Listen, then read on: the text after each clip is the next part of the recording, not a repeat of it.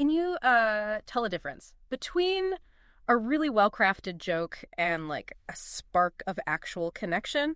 What happens when those get all tangled up, especially, under the bright lights of live TV and maybe romance? It's that exact messy, fascinating tangle Curtis Sittenfeld gets into in romantic comedy.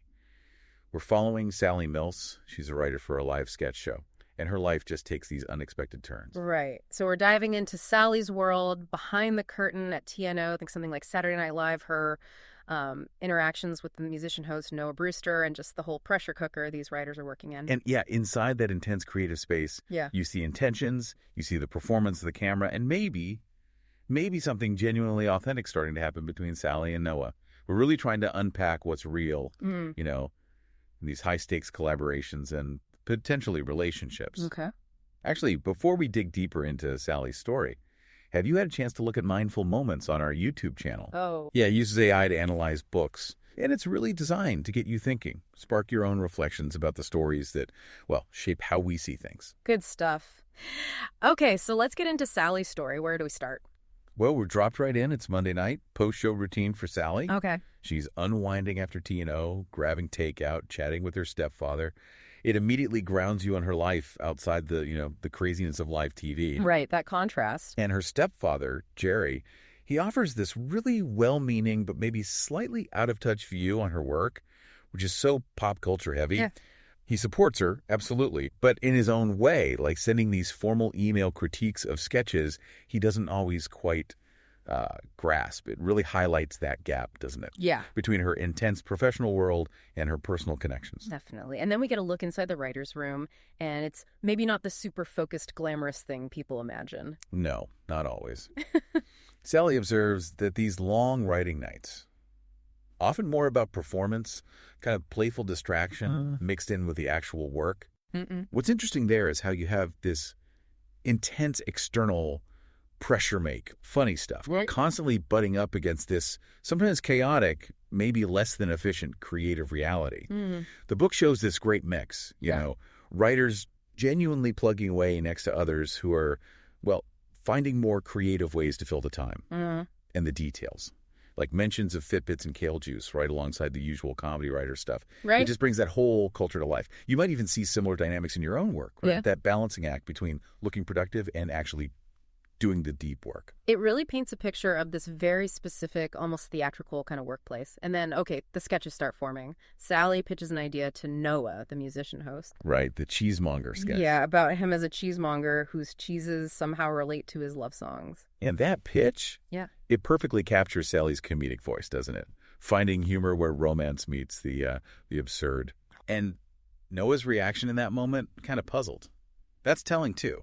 It shows his initial, maybe, distance from the whole T&O comedy vibe. He does seem a little bewildered by it all, yeah. There's another sketch idea Sally has, though she kind of holds back on pitching it at first. The singing competition one. Exactly, where the male judges just constantly interrupt and talk over the female judge. That feels pretty pointed. Oh, absolutely. It's sharp social commentary just woven right into the comedy. Yeah. Clearly based on observations Sally's made, maybe even experienced. Likely. And the detail about the female judge just sort of accepting it with good nature. That adds another layer to the observation. Have you, noticed similar things in media? Or even just in conversations? So for sure. Later on, we see Sally working with her friends, Viv and Henrietta, on a different sketch. Yeah. About what dogs might search for online. Right. And even this, which sounds pretty silly, involves a lot of back and forth, very specific choices. That detailed discussion about, dog breeds and where the opening shot should be set, it really underlines the collaborative and sometimes really meticulous process behind even lighthearted comedy. Yeah. And Henrietta's story about the German Shepherd bite. It's this unexpected, almost random detail that influences their creative choice. Makes you think, right? How these seemingly small, unrelated bits of life can sometimes steer creative work. There's also this constant, awareness of airtime, a subtle competition maybe among the cast to get more involved in sketches. Absolutely. It highlights that underlying drive for individual success, even when you're supposed to be collaborating. Right. Everyone wants the show to be good, but individual ambition, wanting to be seen, that's always there. It's a dynamic you probably see in lots of team situations.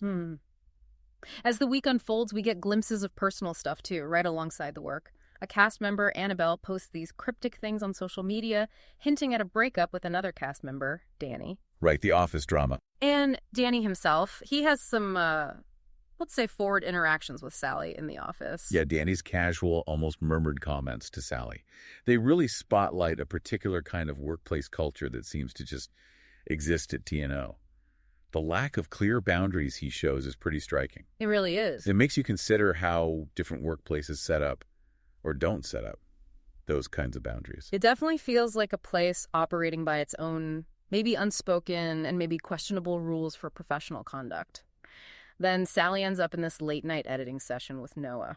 They're working on a sketch where he plays a musician getting directed by a super enthusiastic choreographer. And this late-night collaboration becomes, well, really pivotal. It's during this focused one-on-one work time that Sally starts to develop feelings for Noah. Okay. That shared task, even on something kind of absurd, it creates connection, Yeah. Shows how intimacy can sometimes just pop up unexpectedly from shared experiences, even professional ones. She even kind of admits it to herself, right, that the intensity of the session, plus watching his musical rehearsal, it sort of tricked her brain. Yeah, into seeing this special energy between them, Yeah. sparking a little hope. And this is exactly where that line we mentioned at the start, between their work collaboration and maybe a personal connection, really starts to blur. Have you ever had that happen, where working closely on something led to unexpected feelings? What's really fascinating here is Sally, being a comedy writer, she often mines her own life for material. Yeah. She even seems to predict things in her sketches sometimes. Right.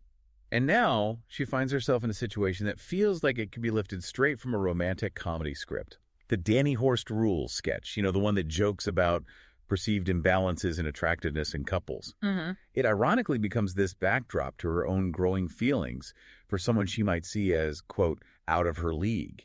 It's such a clever way to show how our perceptions, even our jokes, can reflect our own vulnerabilities and desires. It's that classic life imitating art thing. Or maybe art predicting life. Exactly.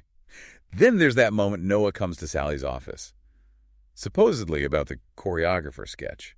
But he ends up noticing the photos on her wall, one with Hillary Clinton, one of her mom, and this very explicit list of slang terms she has pinned up. That's a surprisingly intimate little peek into her world, isn't it?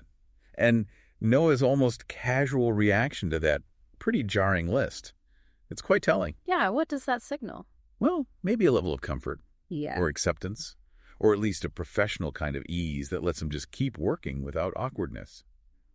It makes you wonder about the subtle ways we show parts of ourselves and how others react. And then they get in this conversation about the Indigo Girls, a band Sally clearly loves and is kind of annoyed they're used as a punchline so often. Mm-hmm. And Noah just drops that he actually knows them, has even performed with them. Big reveal. And that shared appreciation, it really deepens their connection, doesn't it? It moves things beyond just the surface level of the comedy show world.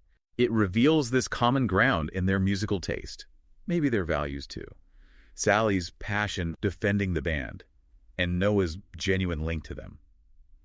It creates this real sense of camaraderie, shows how shared interests can forge these unexpected bonds. So as the week goes on, you see more of this connection forming. Even Danny, Mr. Observant, notices a change in Noah's behavior after that late-night edit session with Sally. Right, Danny's comment about Noah seeming somehow different after working with Sally, it suggests she's having a positive effect, or at least he's presenting himself differently around her.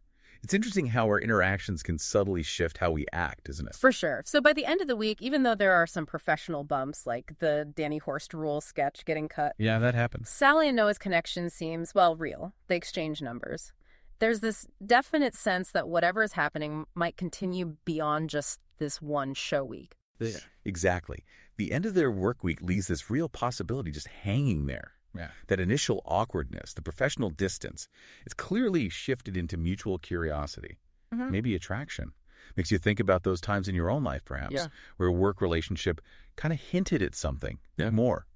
So we've seen Sally navigate the performative side of her job and these surprising turns in her relationships, questioning what's authentic, what's connection, all inside this pressure cooker of live TV. And it really does make you think, doesn't it, about the performative bits in your own life, whether it's at work or socially, or even just how you take in media. How might those performances shape your perceptions? Your relationships. Are we always putting on a version of ourselves? And how does that affect, our ability to connect genuinely? These are the kinds of deeper explorations we really enjoy getting into with our podcasts, trying to offer you a unique angle on the stories all around us. Yeah.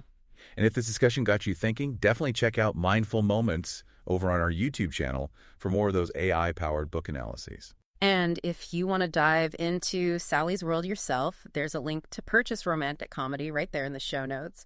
Please do subscribe to our podcasts and maybe share this with others who like to look a bit deeper into the narratives shaping our lives. And most importantly, keep thinking critically about the stories you come across and about all the performances that influence us every day.